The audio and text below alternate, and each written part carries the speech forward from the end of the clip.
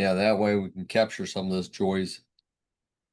Well, good evening. It is, oh boy, it's really bad when I don't even know today's date. I have been so busy today, I don't even know the date. And it is Tuesday, July 15th.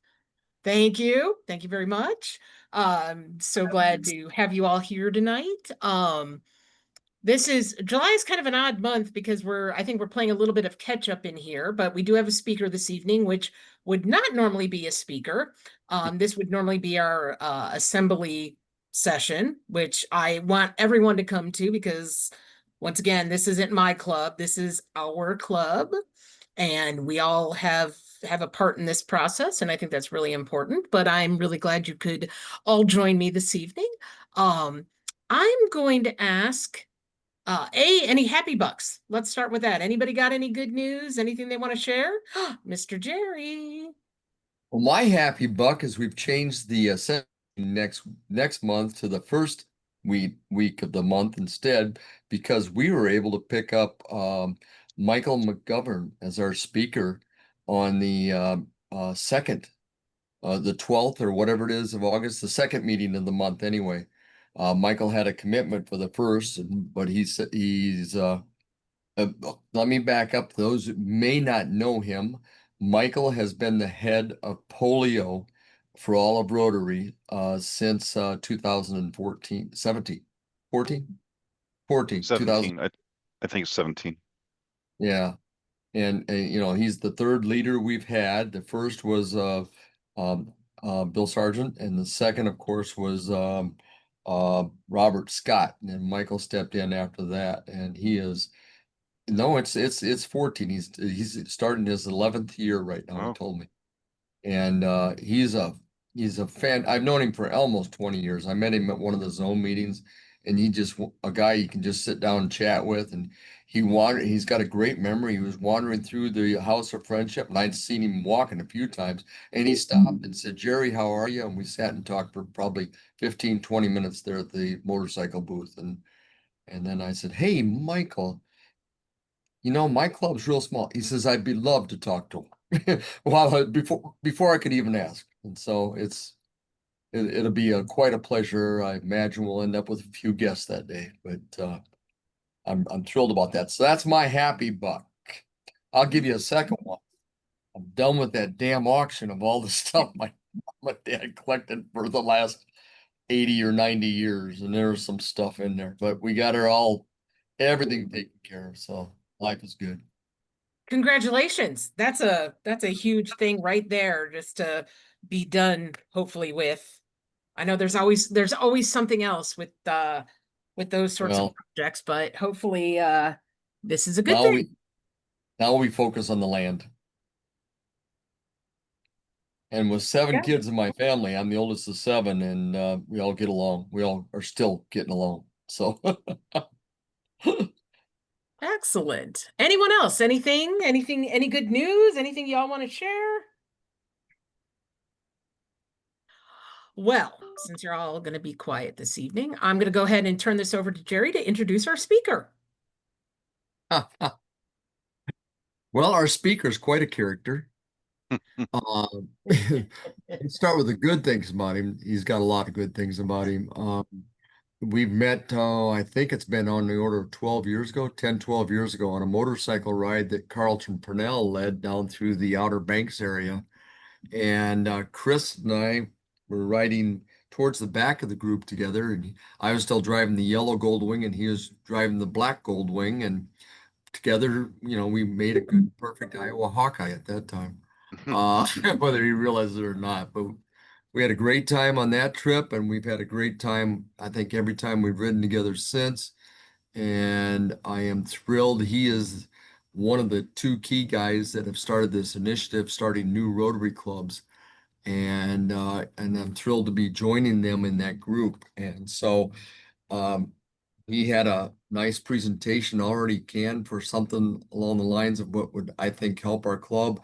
And I am thrilled to introduce you, a past district governor from down in South Carolina area, or my North Carolina, North Carolina. North Carolina, yep.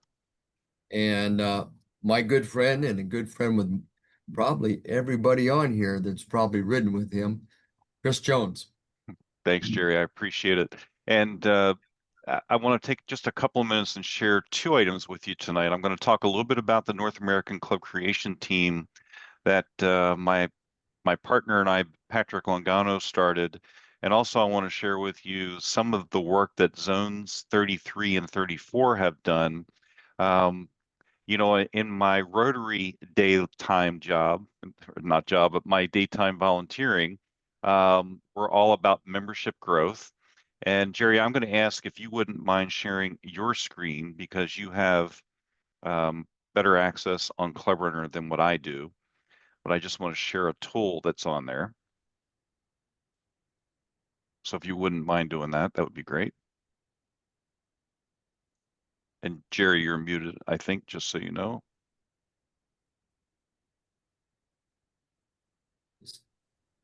Would you like me to open our club account? Is that what the, Yeah, you can go into the club account. That would be great.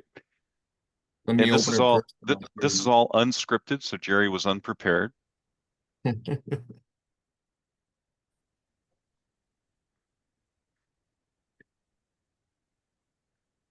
But since Jerry and I are good buds, I knew he wouldn't have a problem doing this. So if you, yeah, go ahead and log into the Club Runner site. That would be great. And on the top panel where it says Membership Success in the blue bar, click on Yeah, I that. saw that before. Yep, click there. Okay. And then on the next bar down, click on Overview on the white bar, right below the, there Oh, you okay. go. So I've not seen how this works on Club Runner, and I'm not seeing what I am looking for. Um, all right, well, maybe you need to give me control back and I'll share my screen and just show you how we get to it on DACDB. Um, this is not a DACDB tool, by the way, but this is a tool that helps with understanding membership. And I know it's on Club Runner somewhere. I just don't know where it is. So, So the membership action plan one, Chris? oops, stop share. The membership action plan, yes. Okay. So let me try and share again. There we go, share. All right, you should be seeing my screen right now. Is that right? Mm-hmm. Okay, so in Club Runner, there should be something, it may have a different icon, but it's called the Membership Success Center. And when we get into it, and this has been developed by those of us in zones 33 and 34. It was not developed by DACDB, not developed by Club Runner. However, Rotary is helping us financially to prepare this for everybody to take a look at. So once you've logged into the membership action plan into the Success Center here, you'll see, you know, the home page. Because of my access, I can switch around and move from zone to zone and district to district. So let me get into, Jerry, what zone are you in? Zone 28, I think we are. 28. Okay. And district 6380. And motorcycling Rotarians. Okay, so this is going to show us a little bit about our club. All right. So we go into the progress dashboard, and if this club had put in some goals, we would see some of these numbers on these cards here that make a little bit more sense. But right now, it's showing new members year to date since well, this is in 24-25. So since June 1st, we had no new members added. We had 6 new members needed to hit our goal for the year. And you know, these cards can kind of go across and tell you where you are. We had 5 terminations during the year, and our average annual attrition over 3 years, so average annual with a 3-year basis product, we lose about 5 members a year. Okay. And you can see based on if we wanted to have a 5% growth rate, I think this goes in and calculates it at 5% if you don't have goals in.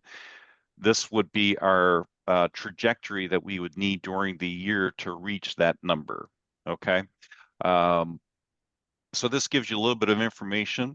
It gives you a prescription. It tells you what the problems are to solve, which says we have insufficient attraction and we have high attrition. And you can click on view recommended strategies. And I'm not sure if you're seeing the pop-up window that just popped or not on your side. You are. Okay. Yeah. So it goes into some general strategies, gives you some links to click through, which take you off and give you some more details and prescriptions on how to solve some of the issues that we have relative to membership. You can continue going through here. This is where you can put in your membership goals. And again, gives you a little bit of information. I'm not going to spend a lot of time on this. You can put in a membership plan, and if you need a template, you can download a template, and then you can upload your plan to this. And then you can get into some reports so you can see how the clubs are doing. My access gives a little bit more access than what you all would have, but it gives you a lot of information about where all the clubs are. And basically what we do to get all this data is once a month we download the data out of RI. RI has given us the ability to do that. So that we can take a look. We can also take a look at our attrition and attraction across all the clubs. In this case, I'm showing everybody in the zone. And then the membership growth index. So when I was the Rotary membership coordinator back in 2016 through 19, I went to one of my assistant Rotary coordinators, a guy named Terry Weaver, and I said, I need a general metric that I can measure the clubs with. And we created this tool called MGI, which stands for Membership Growth Index. And what it does is it takes a look at the last 3 years' history and comes up with where you are in terms of your MGI, the Membership Growth Index. And so the clubs that are up here in the green, these are clubs that are always growing over the last 3 years. So, and they have an 80% plus likelihood of continued growth unless something changes.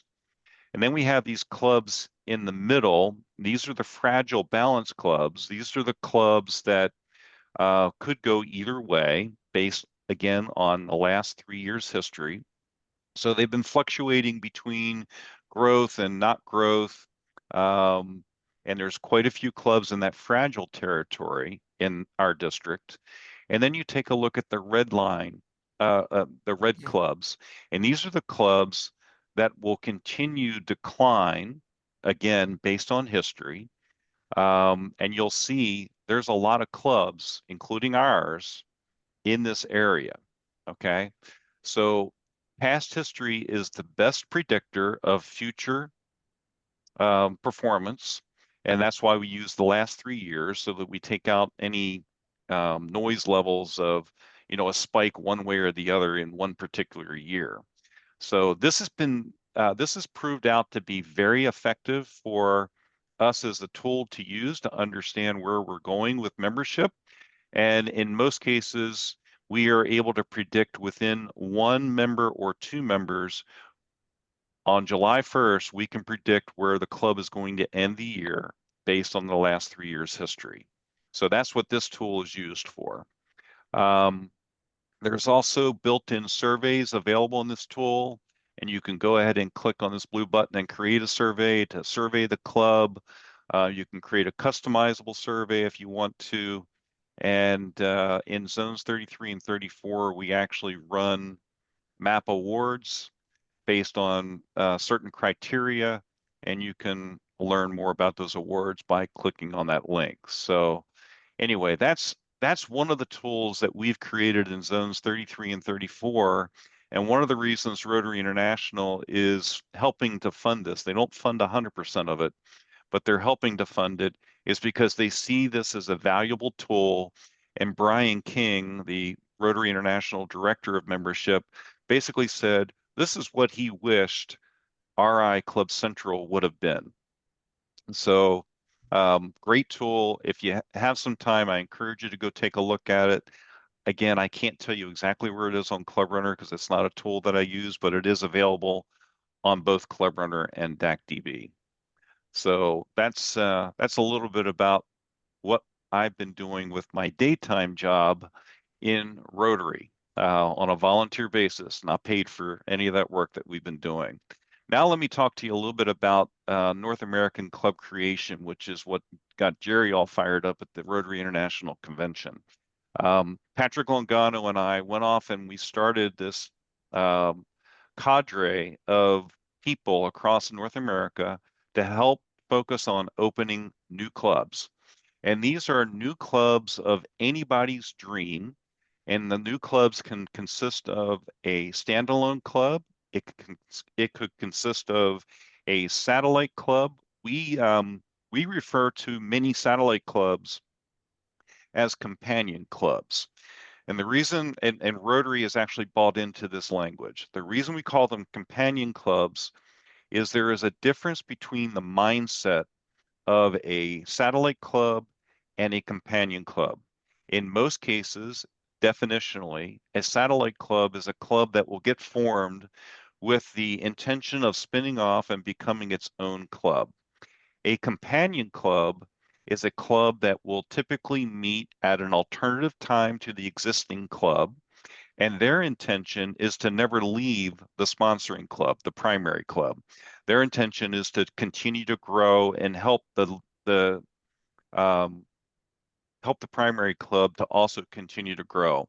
And a little bit of background for you on companion clubs. Our most recent Rotary International president, Stephanie Yurchik, is out of a club in McMurray, Pennsylvania. Stephanie's club was one of the very first Stephanie's club opened one of the very first companion clubs that Patrick and I did. And her club had about 32 members. They opened a companion club with 17 new members. But in the process of opening the companion club, they also added 5 new members to their legacy club. And it was because as they were all fired up and excited about opening a new club and attracting new members, people came in and they now had a choice. They had a choice to either join the companion club, which was really a service club. And their primary focus is 100% service. They don't have traditional meetings with speakers. They just get together and they do service twice a month. But there were some folks that in the process of starting this new club, they like the format of the legacy club where you do have traditional speakers and you have the other rituals that we do inside of Rotary. So the McMurray Club grew by 5 members and grew by 17 for a total of 22, all because their club decided to open a companion club. So it's that energy and excitement that goes with starting a new club. So anyway, what Patrick and I are focused on is trying to help clubs and districts and zones to open new clubs across the country. So a little background for you. Rotary was on a trajectory of continued growth up until about the year 2000. I'm primarily talking about North America as I say this.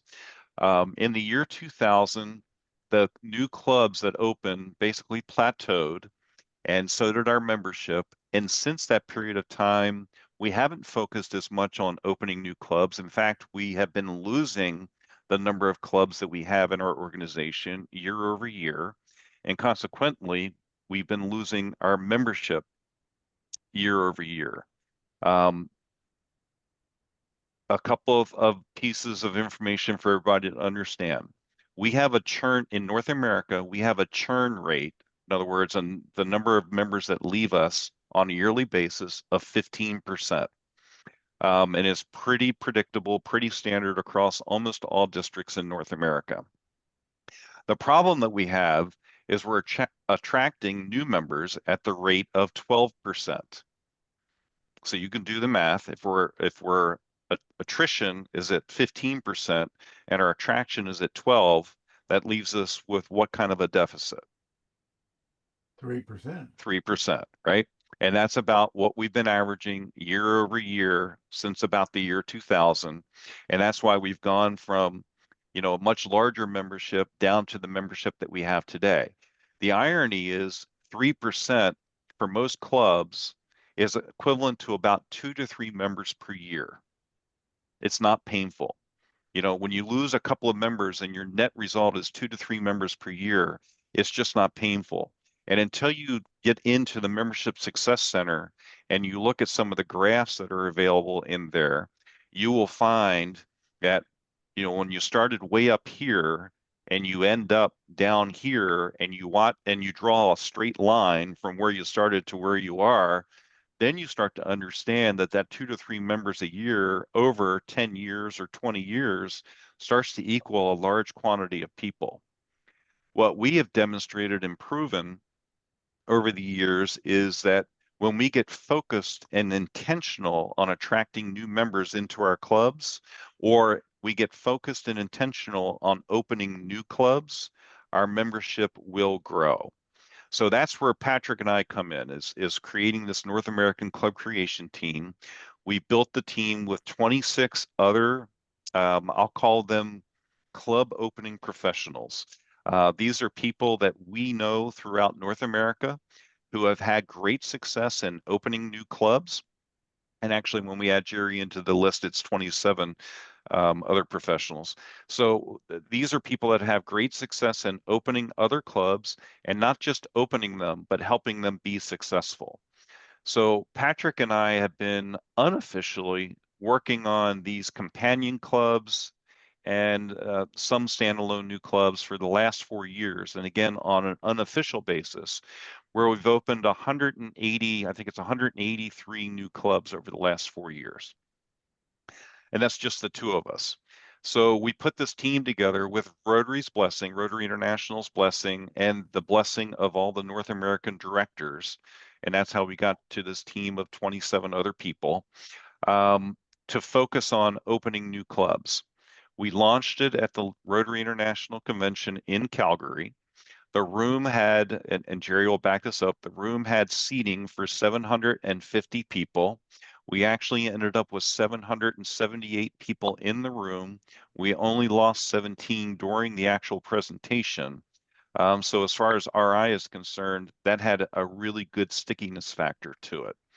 And what we talked about was not so much of the how-to in the opening of new clubs, but we introduced a club creation team app. And so basically what Patrick and I have done, because we do have access to some development people that can help us create apps, is we created the Club North American Club Creation Team app. And what I'm going to do is I'm going to join this call from my phone.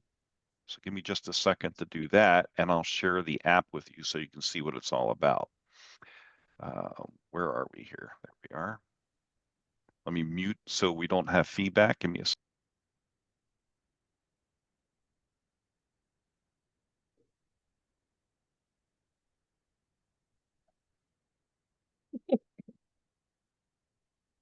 This one, Chris? That's the one, but I'm going to share it online with so you.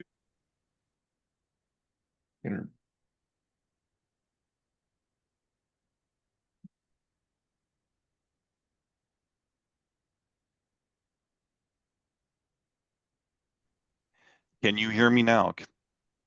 Yep. Yeah. All right, perfect. So let me get into sharing. Do I have permission to share? Does somebody know? Yeah, it does look like I have permission to share. Okay, Yeah. Start broadcast. And so what I'm going to do. So this is the club creation app right here. And let me get that off to the side so it's not bothering us. And I'm going to go ahead and log in. And I have biometrics turned on so that I can get to it right away. So when you all log in as new people that first come to the app, you're going to see where you have this step 1, step 2, step 3, and step 4. And these are the steps that the journey that we walk people through in opening new clubs. So step one is all about getting people, let's just say one of you had an idea for a new club. So you would come download this app from the App Store or the Play Store, and you would basically set up a step one. And the very first thing that's going to happen is you're going to meet with one of our team members, and we're going to have a conversation and consultation about what your dream club is. And we'll go through that process, better understand exactly what it is you're looking for, and help to start to qualify your new club idea into actually becoming a club. And once we get through with that conversation, then we move into a step two. And with a step two, that's where we really get down into the construction of the club. We're going to meet with all the decision makers that are going to be involved. We're going to meet with some of the naysayers in the club that may have something negative to say and overcome some of those objections. But one of the beautiful things that we have built into this app is all the resources that are needed to help you be successful. So the standalone bylaws, the club constitution, the club types and formats document that's on the RI website, and the impact fact sheet, which talks about what an impact club is, which is a variant of a companion club. That's a service-only club, pretty much. Once we get through that piece and we've overcome all the objections and talked about, the next steps and how we're moving forward, we get into step three, and that's where we start bucketing all of the people. And as the club goes out and starts creating all their new members, you have the ability right here to enter all the new members in. And if you're a Rotaract club, you get to do the Rotaract application as well.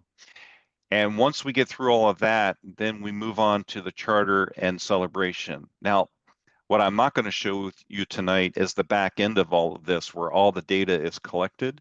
But the beauty of this app is that once all the information is in, we send everything up to club and district support by DocuSign. So it's really easy, really quick, really simple, and we do all the heavy lifting. We are the North American Club Creation Team does all the heavy lifting in terms of being able to support you in opening the new club. And really what the folks in the club have to focus on is going out and finding people and working on getting the club up and operational. And again, we coach everybody throughout all of that. This app also allows us to, or allows the person that's going through the process to message one of our team members. They can book their next step and so forth. Now, on the back end for the admins, which are the people on the team, they get to see some information here about what's going on. So since the convention, we have had 304 clubs go into a step one. Okay, think about that for a second. We had 780 people in the room, and 304 of them booked a step one. And it's actually more than that, because we've migrated 24 to a step two and 6 into a step three. And since the convention, we've already opened 1 new club. Okay, so this is our dashboard, and it tells us what's going on. For those of you in the club here that are district governors, past district governors, we would give you access to be able to look at this at your district level. If you're a zone person, we would be able to give you access to look at this dashboard on a zone level.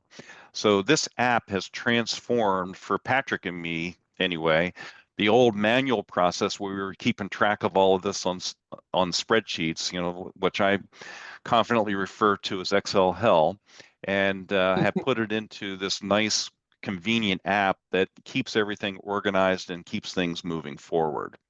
So our goal, what Patrick and I, in our proposal to Rotary International, what we said we would do is, with our new club, North American Club Creation process, we would open a minimum of 250 new clubs in 2 years.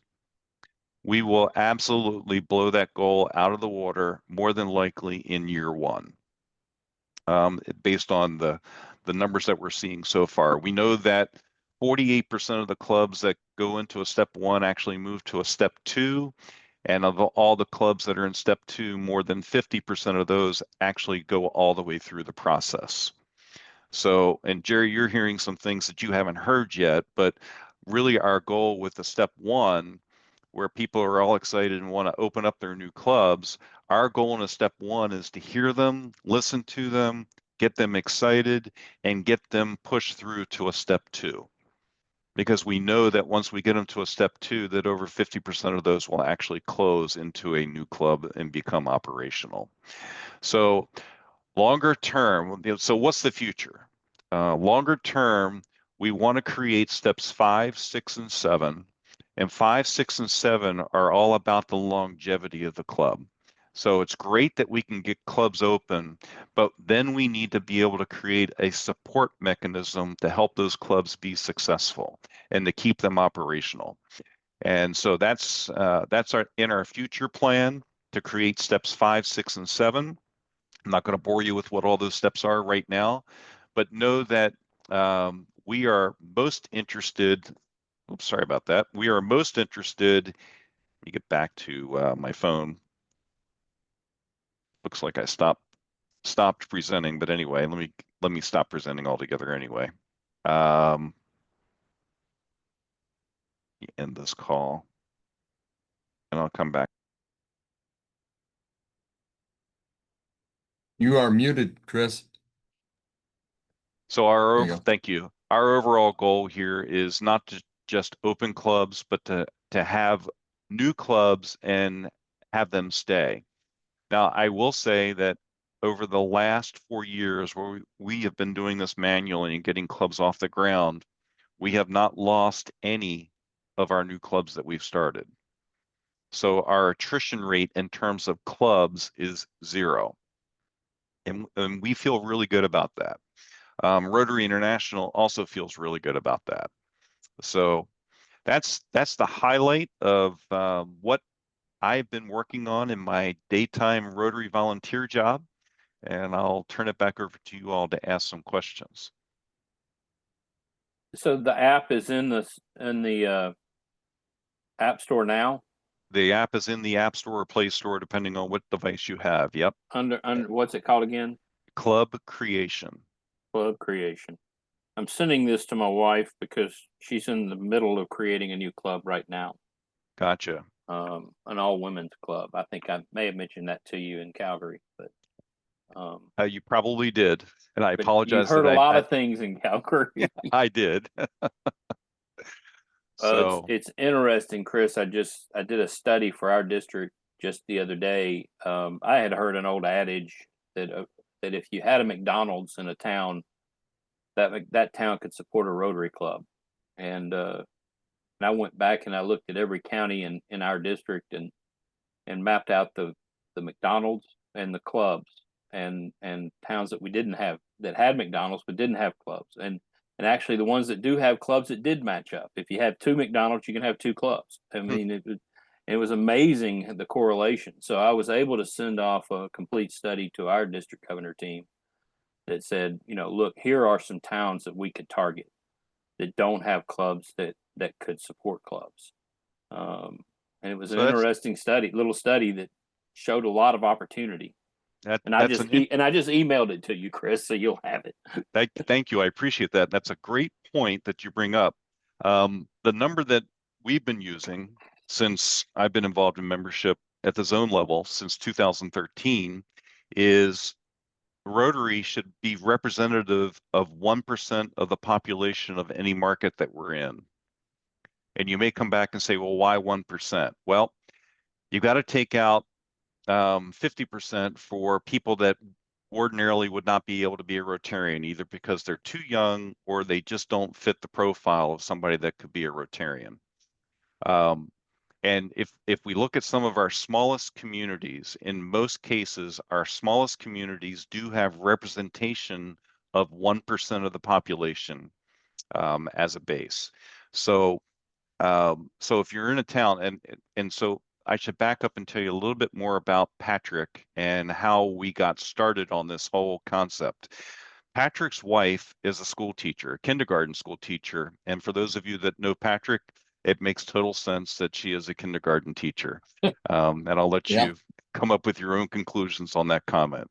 So in any event, she wanted to be a Rotarian, and she does have a heart of service. And so he was a member of the lunchtime club in his town. Now, his town is a town of 7,000 people. He was a member of the lunchtime club, which had a little over 100 members in it. And he went to that club and said, my wife wants to be a member. And they said, great, we meet at noon on Fridays. Well, where is she as a kindergarten teacher at noon on Fridays? She's in Kindergarten. school, teaching kindergarten, right? So they said, well, you can go try the breakfast club. Well, breakfast club meets at 7:30. They have about 30 some members in their club. Guess where she is at 7:30 in the morning? She's Waiting in for those school. kids. She couldn't be a member of either of the two clubs in town. And Patrick is not an individual that takes no for an answer. So he decided that he needed to create a different type of club that she could be a member of. And he created what's known around town or around the world now as an impact club. And it's a club basically that gets together to do service in their community. And they don't get together as an entire club to do service, but they do get together in groups of the club to do service. And they're doing that multiple times every single month. They'll learn of a service project that needs to get done, they'll go do it. They'll see a service project that needs to get done, they'll go do it. Ironically, now remember I said it's a town of 7,000 people. The lunchtime club had just over 100 members. The breakfast club had 30 some members in it.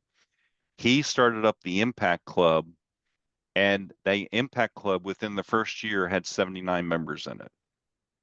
Okay. So now we're over 200 members in a town of 7,000 people.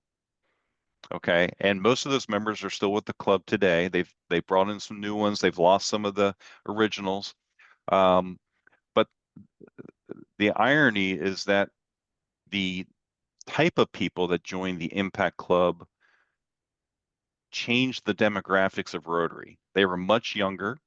They were more women. I think almost 65 or 70% of that Impact Club are women.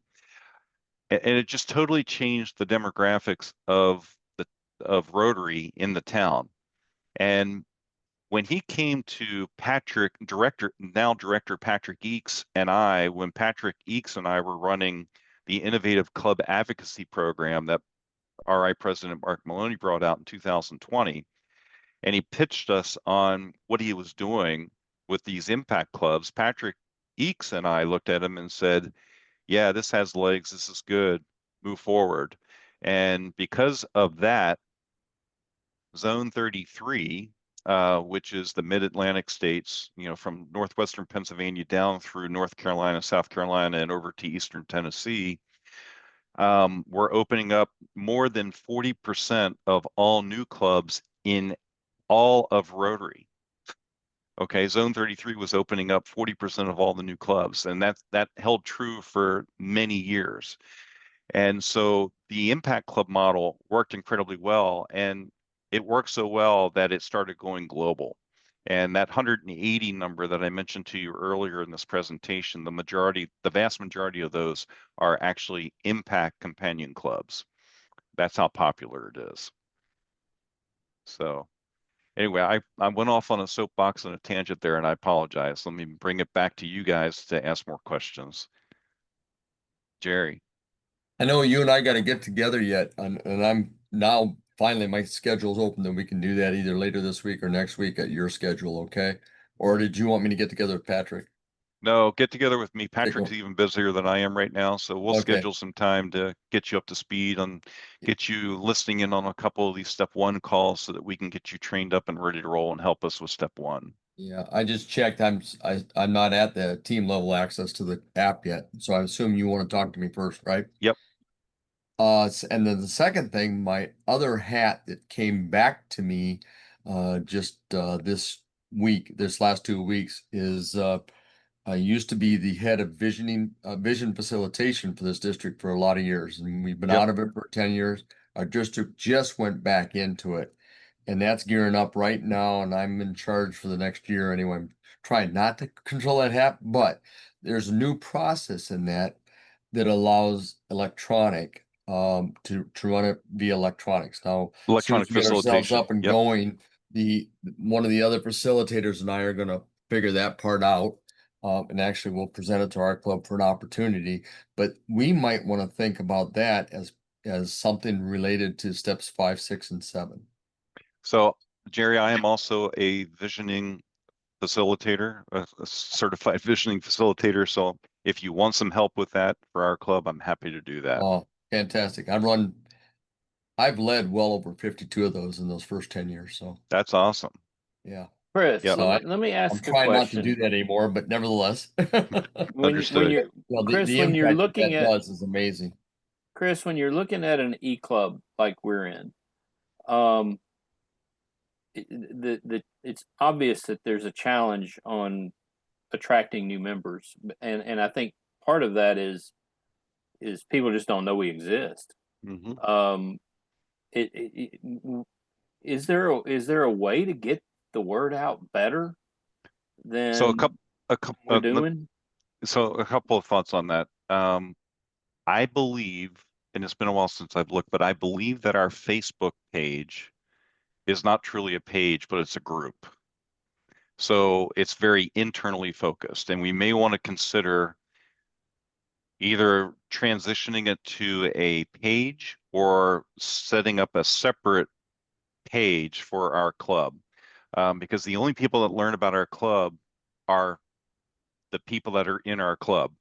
So, Facebook has become just such a wide open territory of getting the word out, but we're not getting the word out there. So that's number one. Number two, our website, I think we can do some work to improve our website and to get some more stories up on the website, more activity of what we're And doing as a club, both from these membership meeting perspective. Deb, you're getting ready to ring a bell here. I can see it. well, it's because it's actually a conversation Amanda and I have been having, and this is all kind of part of Amanda and I's grand plan, and we may draft someone to actually do all of that, because the biggest problem with Yep, it is just the lack of time for that's right. us to do it. So that everybody's on the same page.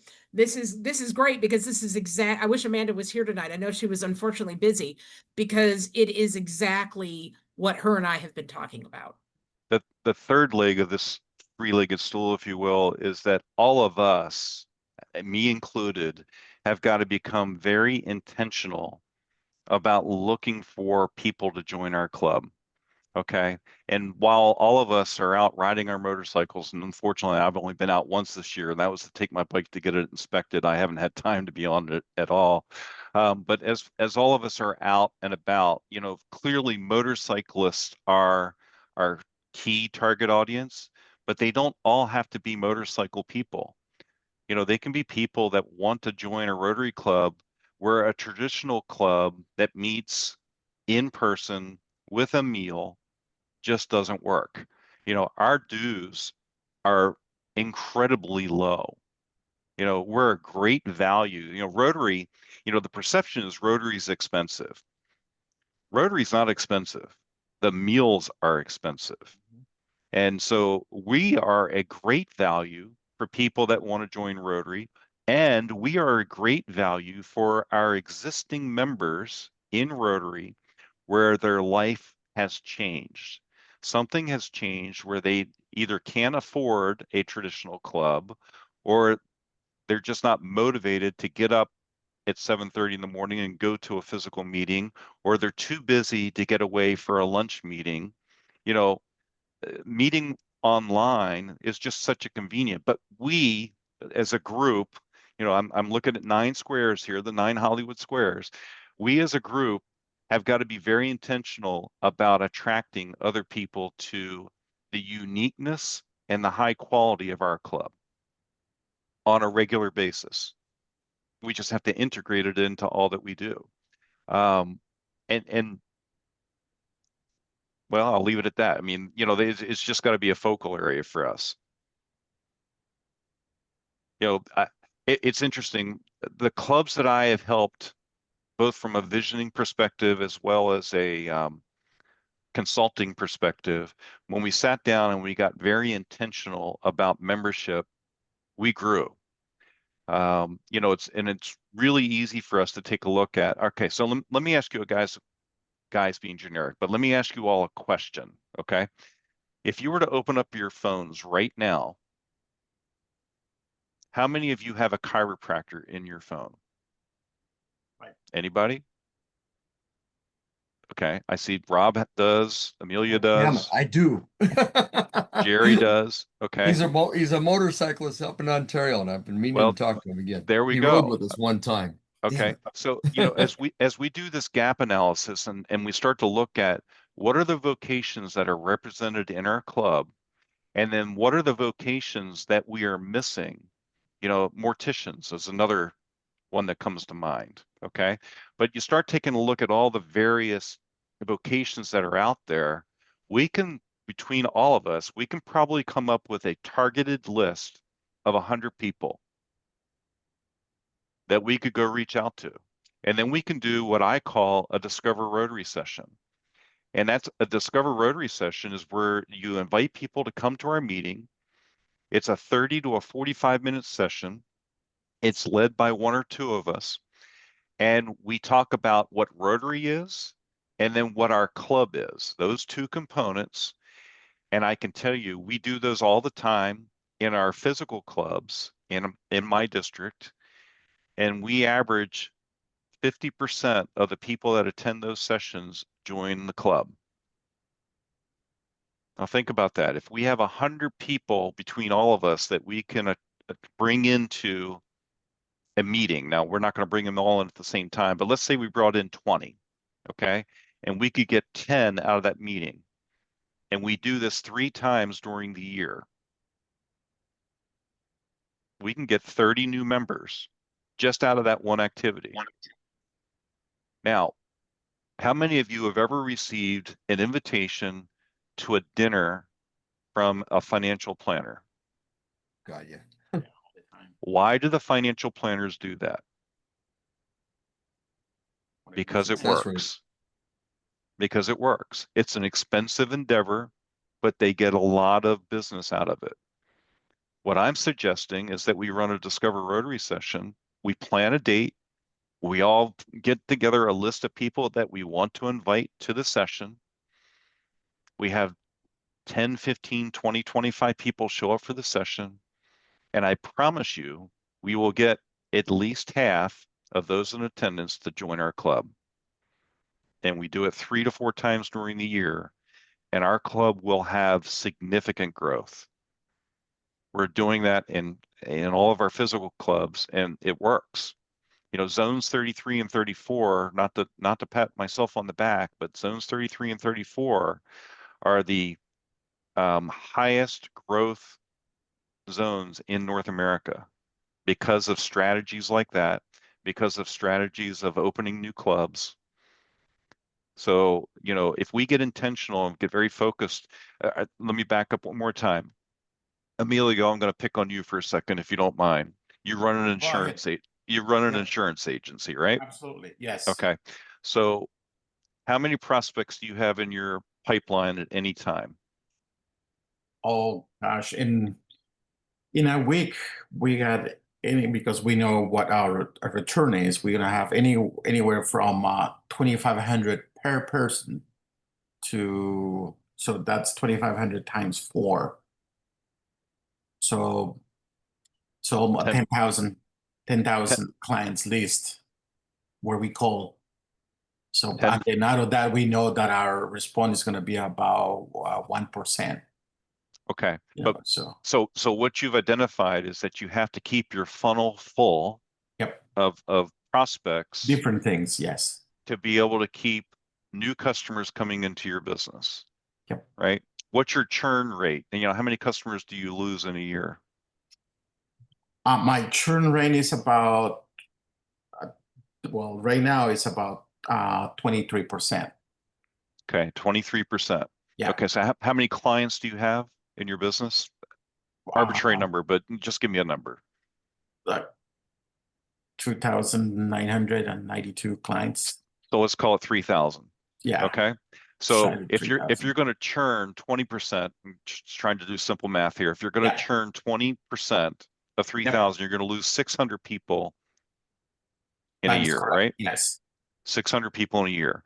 That means you have to attract new customers at a higher rate than what you're churning Correct. for Yes. you to stay ahead of the game. Which I'm attracting about 33% right now, which So means I'm gonna be above about 13%. That's what I'm forecasting. yep. Same thing is true for our Rotary Club. If we sit back and we look at this on a business basis, we know that we have to keep our funnel full. We know that we have to keep people constantly coming in Yeah. through our pipeline because we know that we're going to lose people. We know for a fact that wherever we started July 1st, 15% of the people that are in our club won't be here by the end of the year. And that's because life happens. People move, people get divorced, people get fired, people die. All of All the this stuff time. happens, Yep. right? And as much as we don't want that to happen, it's reality. It happens.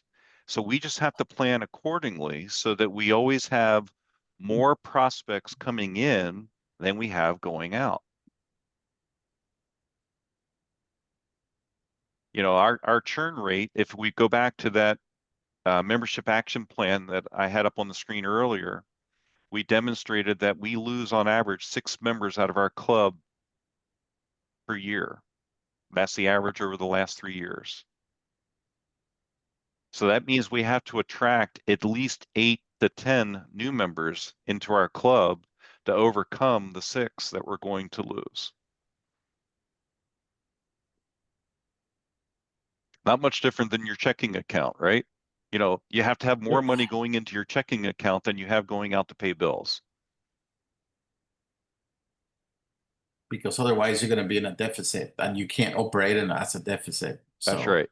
yeah,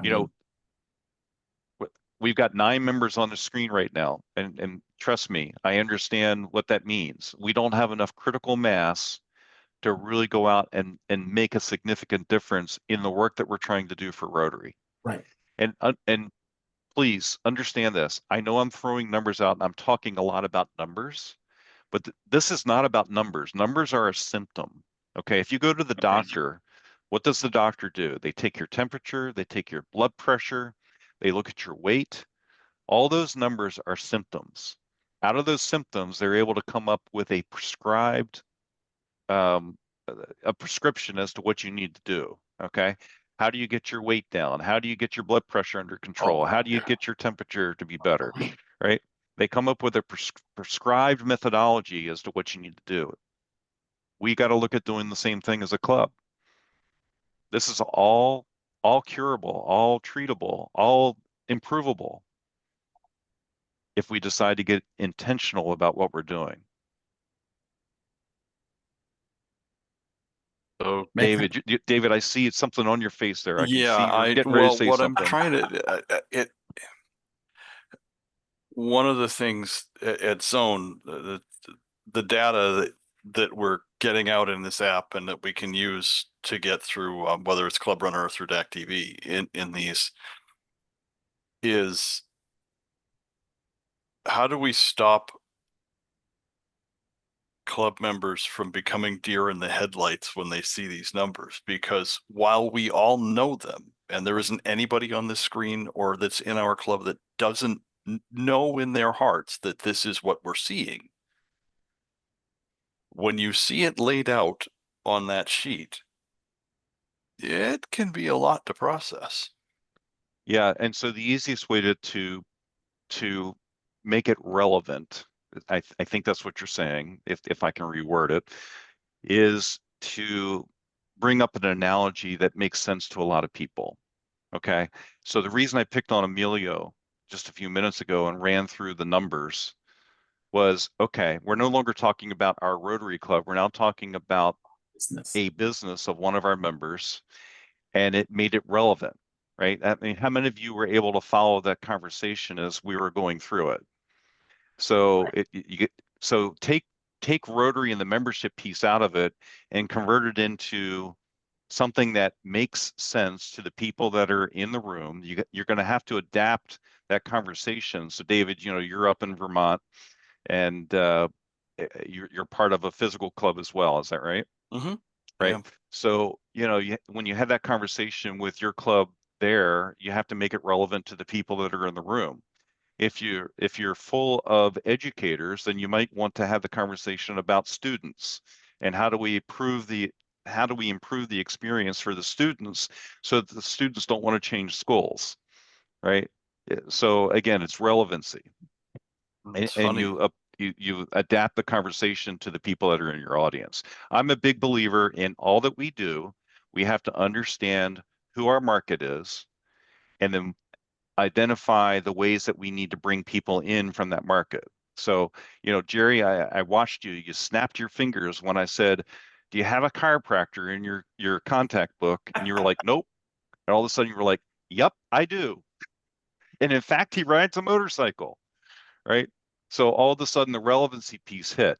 But unless we had that conversation here tonight, it wouldn't have become top of mind. So Talking about occupations, we've got to be the only Rotary Club in the world that doesn't have a lawyer. And I'm not sure that that's could a be bad true. thing. And Rotary was founded by a lawyer. Yeah. We don't have one anymore. Well, I'm a former lawyer in Guatemala, so if that counts. Oh, there we go. There All you right. go. There you go. I know, all right, but not here in the US. We And really need a honestly, lawyer in our group. Lawyers lawyers are and insurance 99% agents of my fight clients. hand to hand. Lawyers are 99% of my clients, so Yeah. which means So- I probably know one of them on a motorcycle too. There you go. Damn it. When you think you're good and you're not. Damn it. Anyway, Yep. you guys have gotten me fired up on one of my favorite topics in all of Rotary, which is membership, and I so appreciate being able to speak to you this evening. I know that my time is up and the hook is coming, so let me turn this back over to Deb. And please know, and I'll make this offer to all of you. If you have any membership questions, if you want to know anything about membership or you want to run some ideas past somebody, I can be your person. Happy to have that discussion with you. I do this literally every day, all day, as my daytime volunteer position for Rotary. Membership is about all I talk about. My wife is sick of hearing it sitting in the other room. So, but Bless Colleen. Bless Colleen. Yes. I was absolutely, about to say, you better tell her we all said hi. I will do that. So, anyway, Can I have thank a you all. quick- Thank you so much for listening to my long-winded presentation and answers to your questions. Can I have a minute before you close, Deb? Yeah, I actually, I just want to add one thing before you jump in there. The conversation, that a lot of what you're hearing from Chris, I got to tell you guys, I was hearing in March when I was being approached by many different leadership folks, because we are kind of our own little entity out here. And a lot of this message is, and, and how we acquire members, how, they're very curious about us to begin with. And so a lot of people came to me to talk to me about very similar issues. And, and one of the questions honestly was, how open would you be to non-writing people? And I'm like, I think we should be open to everybody. I mean, that should be but I think what happens is they see the name and they automatically go, oh, wait, maybe that's not the club for me. And so we have to figure out how to change that image just as well. And I think one of the things that I love the idea of a Discover Rotary session. And I think this is something Jerry and I need to kind of flesh out a little bit, get Amanda, anybody who wants to jump into this fray and have an opinion, I would love to hear it as well. And I think these things are smart, they're easy, you know, we throw one together before the end of the year, and just to see, you know, kind of test the waters a little bit. But I also want to put out there that I think it's also important that when we take one of Chris's suggestions, which had to do with creating a Facebook page, sharing that content, you know, showing that you are a member here, sharing that onto your pages, inviting people to attend our meetings. That's another big thing. When I was in that role doing the speakers and things like that, that's when I saw the best, you know, best impact was people from outside the group were coming because we had a good speaker. And so we have to advertise it. And once again, we are Rotarians. We need to be able to talk about, hey, you know, I've got this really cool group. Why don't you take a Wednesday, Tuesday, whatever day of the week it actually is, and come join us. So that's enough on me. Jerry, what's on your mind?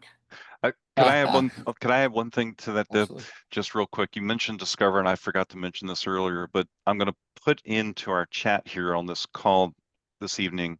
If you go to www.rizones33-34.org and you type the word Discover in the search box, all of the tools that we need to run a Discover Rotary session, all the recipes are right there. We don't have to invent any of this. It's all been done. So I just mentioned that as a placeholder for thought. Thank you.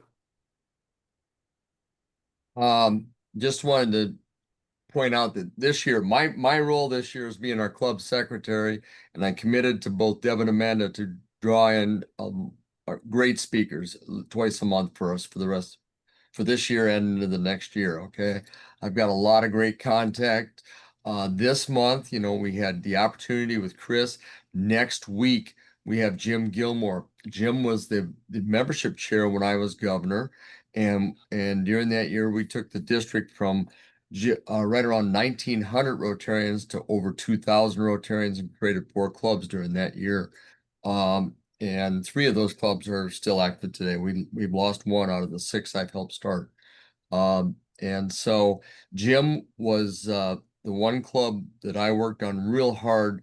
My very first club to work on and start. Jim was the original president of that club. And so Jim has been great at doing membership. His focus will be about sustainable growth. Okay. He's got a lot of thought into it. He and I both agree that, you know, you can't keep doing the same thing and expect to get a different result. And that's a fundamental problem in our district. Our district's right now around 1,300 Rotarians. That's a loss of 800 Rotarians in 20 years. So, and it's been, with the exception of one other year, in the last 25 years, our district's only grown twice. And so, there's some key things in there and some thoughts from a little bit different perspective, yet very successful perspective, is Jim Gilmore. That club that we started first is one of the most dynamic clubs of our district. And so he's got some good things. Next month, we're going to focus on some key speakers, different direction. We've got, like I said to some of you earlier, Mike McGovern. He's the head of all of Rotary Polio Plus and has been since 2014, Rotary's most successful program. He's an amazing man, and yet one of the most wonderful people to just sit and talk with as a friend. He's been a friend of mine for about 20 years, and he just came, and just to let you know, kind of person, he just came up to the booth and said, Jerry, we haven't talked in a while. It's been 10 years since we sat and talked. And we talked for a good 15, 20 minutes. And, you know, this is a guy that's probably pretty damn busy at a Rotary International Convention, but he's great. You love him. We'll probably have a number of guests. Just he attracts people real well. Then the second, and then he's going to be in the second meeting of the month. We're going to switch around our assembly so that we can accommodate his schedule. And then the third meeting, we've got a motorcyclist speaker, not going to talk to us about motorcycling. He's going to talk to us about flying. He bought a little plane, and he and his wife did his jaunt across America, and he wrote a book about it that's coming out at the end of August. And one of our former members, Sarah Silke, turned me on to him about 2 weeks ago. And he writes regularly for Cycle World, but he's gonna, you know, it's about being a nomad sometimes. And a lot of our motorcycling is about being a nomad. So it'll be a nice change of pace for August. Okay. And that's what's coming up. Jerry, you want to know something funny? You used to be able to do both. There was a Honda made a thing called a suitcase motorcycle that fit in a Cherokee Piper. And the whole thing was, and my grandmother had one, and they used to land at remote airstrips that because they hated towers, and they'd break these two suitcase motorcycles is what they were called, and they'd unfold them, and they were probably more like mopeds, and ride them into towns. So you actually can do both. Wow. There we go. All righty. And then, and Deb, if you want to give a chance there, I see David just connected with us late here, and Ron as well. I just connected late, and I'm not sure which Ron we have. Not a If you problem. want to give each one of them a chance to just say hi. Okay, maybe not. David or Ron, do you want to say Ah, hi? there he is. There's Mr. Buford. Mr. Buford, you're on mute. All right, he's waving. Oh, there we go. Yeah. Sorry about that. I had some things going on here. I couldn't get to the computer until right now. It's all right. Well, there's definitely there will be video of today's meeting, which was really interesting, and I highly recommend you take the time to look at it. That's one of the things we've actually had some pretty good traction on, people actually coming back and watching these videos. So Okay. all right, so I get to wind this down. Who gets to be tonight's person with the 4-way test? Who wants to jump into this fray? I did it last week. Oh, come on. Emilio's jumping up and down. I can see him. He's jumping up. Emilio's jumping All up right, and down. Emilio. It's all you have now been voluntold. Oh, no kidding. I mean, voluntold. Okay. So are we, do we have a bell, a ring? Or... No, we don't. Just give us the 4-way test. How about that? Okay, our 4-way test. Of the things we think, say, or do. First, is it the truth? True. Second, is it fair to all concerned? Third, will it build goodwill and better friendships? And fourth, will it bring beneficial? I'm sorry. Will it be beneficial to all concerned? And number 5 for us, Will it be fun? There you go. Well, Chris, thank you so much for sharing. There's a lot here, and I'm looking forward to learning more about it. And I'm glad to hear that so many people engaged in that session up in Calgary. It looked like it was a really, really good one. I will, if anything, let you all go this evening. Y'all have a good week, and we will convene next Tuesday. So have a good evening, guys. Thank you. Thank you. Jerry, can I call you in a couple minutes? Absolutely. Okay, thank you. I'll ignore it. No. We'll ignore it. All right. You stay on in here. Well, no, we We can stay on. Let me No, stop because recording. this is Chris's. Is it Chris's sign on or is yours? Oh, it's me. But